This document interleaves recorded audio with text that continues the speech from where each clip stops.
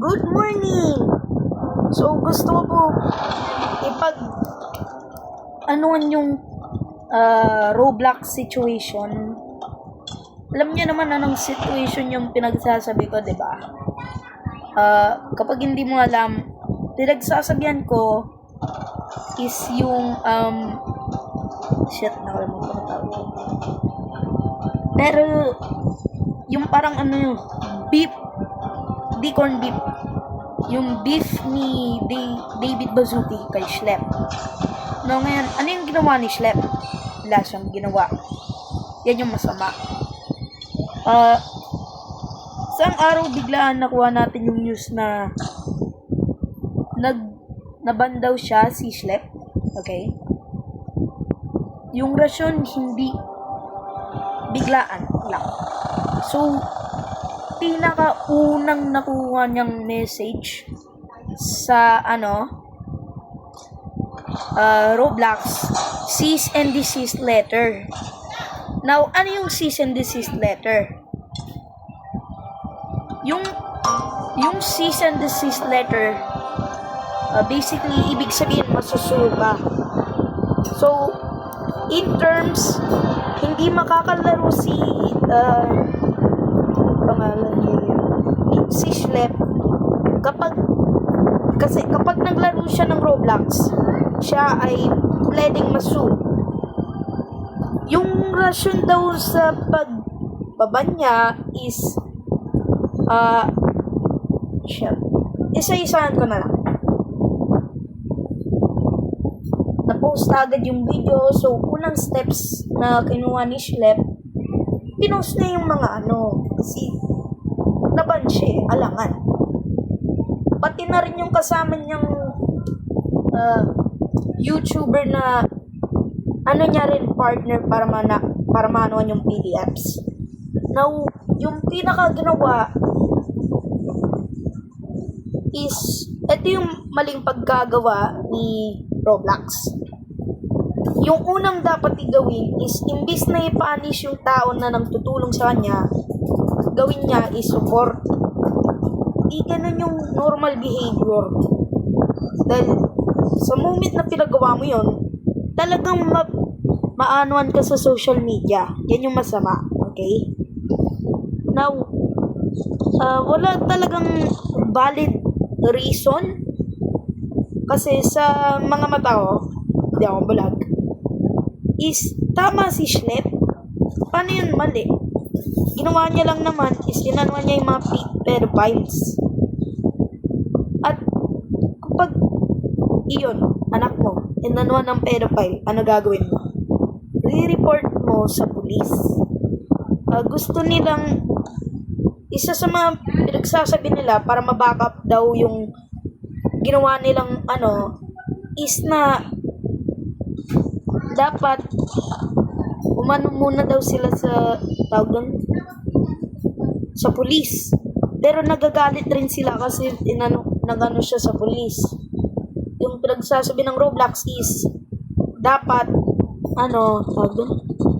pumunta muna siya sa Roblox para may report.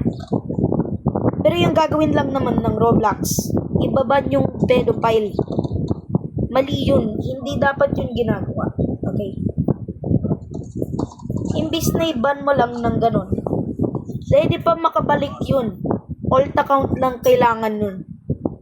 Okay? Clear? So, first step, dapat hindi nila yung ginawa. Malamang masama eh. Wala naman talagang ultimate reason kung bakit nila yung ginawa. Okay. So,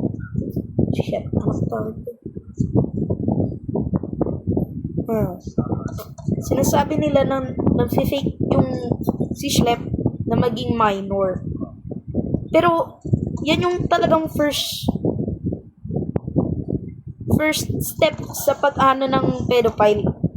Kapag nalaman nila na hindi ka bata, hindi talaga kapapansinin. Yan talaga yung kailangan mo. Bait account. At yung pinagsasabi ng Roblox, masama yun. Paano masama? Catfishing daw, Catfishing rin naman yon technically para sa mga pedophiles. Alam mo bakit? Catfishing rin para sa pedophiles. Kasi masama rin yun. Okay, gets? May ibang pedophiles kasi na kung saan ginagawa nila, nang pretend sila maging bata, kaya nalulure. Tsaka nang lilik daw sila ng address, at tsaka sila daw una yung sa mga pedophile. Pero ito yung pinakaunang flaw sa sinabi nila na nanglilik ng address at tsaka sa pangalawang rasyon. Okay? Hindi si Schlepp mismo ang nangre-reach out para sa mga pedophile. Tsaka also may sinasabi silang parang kasi kapag Roblox nireportan nila, kapag nang-report sila sa Roblox at hindi sa police, walang arrest ang si Schlepp kapag ganun. Kasi yung gagawin ng Roblox, ibaban yung account, tapos itatanggalan yung mga ebidensya na kailangan para ma-prosecute yung pedophile. Okay? Ano pa? So, next point.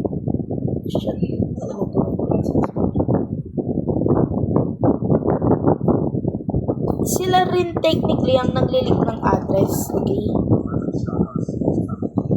Kasi malamang may mga pedophile rin na gusto kung saan gusto nila yung address ng bata. Kasama yun sa pag sinasabihan nila na mali. Okay? Hindi ko pa nababasa yung buong dokumentaryo sa sitwasyon, pero may good understanding ako.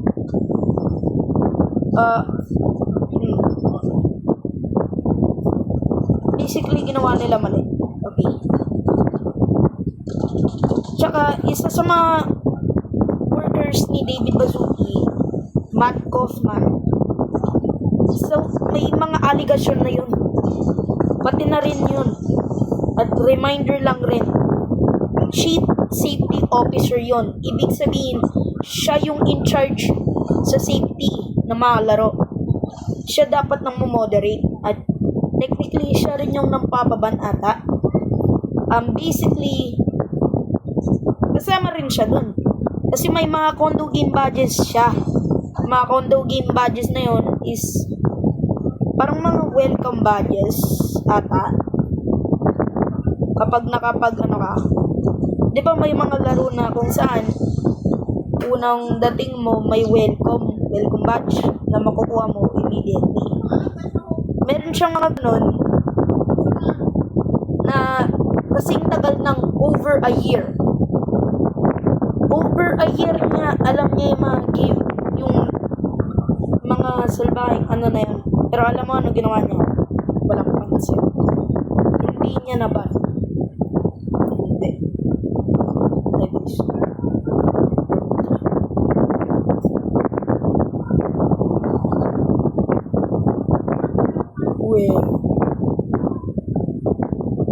So basically, sila yung mali.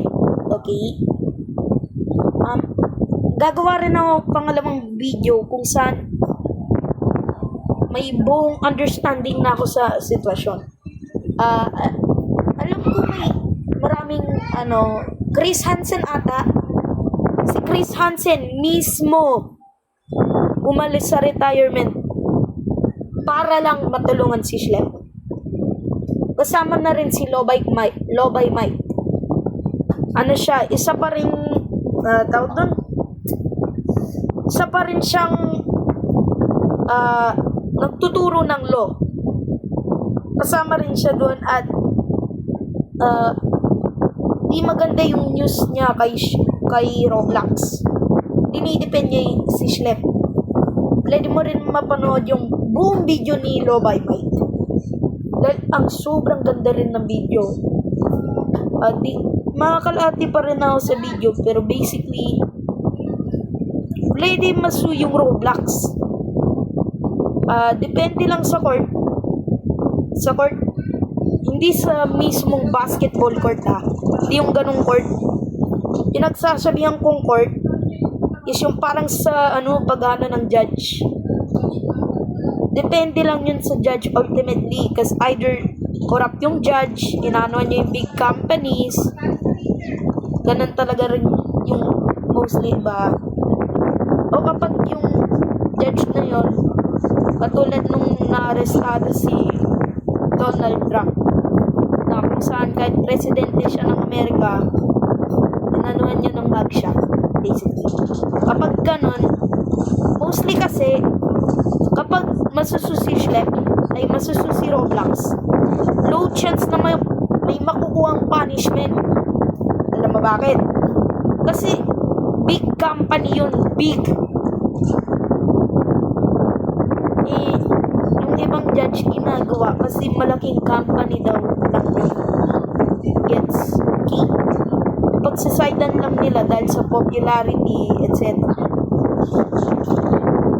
Wala talagang main reason kung bakit nila gagawin. Basta corrupt. It's either ganon o mabait yung judge na talagang tutulungan si Schlep sa sitwasyon. Either hindi, o luto na tayo. Ganon. Sorry, pero ganyan talaga yung ngayon. Unang nangyari sa year, radioactive wasp. Radioactive wasp. Bilang radioactive wasp yun, boy. Bilang yun, boy. Radioactive spider, palag. Hirap nun, boy. Grabe ng masama na nangyari sa year natin ngayon. Okay? Nakakita na tayo ng isang malaking spaceship. Search mo lang. Spaceship. Tikon sa TikTok. Makikita mo agad yung pinagsasabihan. Tapos meron pa tayong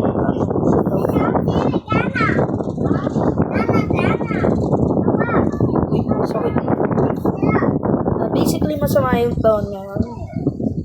Sana hindi pa lalo sumama. Pero kapag tinanong mo kung anong side ako, immediately Schlep side. Okay? Sana mag-gets nyo rin tong video. Short lang to kasi wala pa akong nalalaman tungkol sa buong sitwasyon, kaya magsisit muna kayo. Okay? Upong sa second video.